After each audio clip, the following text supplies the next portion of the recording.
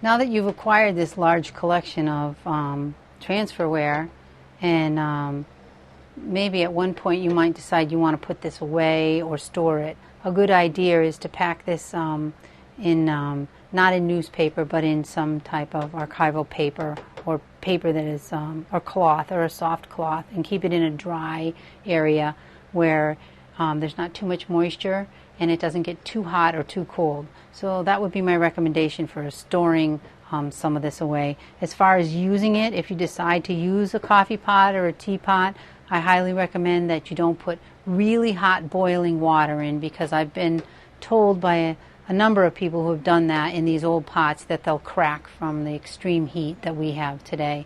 So I'd be a bit careful about pouring hot water into the pots and make sure it's not too hot. And as far as cleaning the pots, I would recommend just a mild soap and water, and make sure that your pot is dry before you put it back up on your shelf. Those are some of the recommendations. And just do not put your transferware into a dishwasher. The heat is not good for it. And a lot of these pots are porous and dry.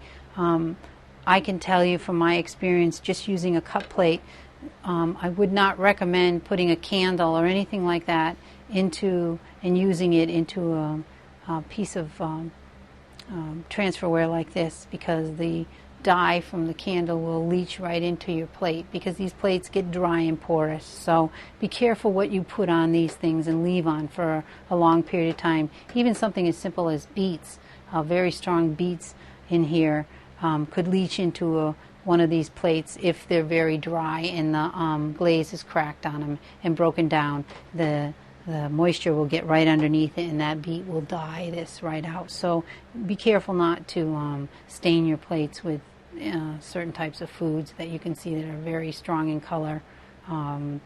Just a little preventive measure to be able to use these for a long time and not discolor them.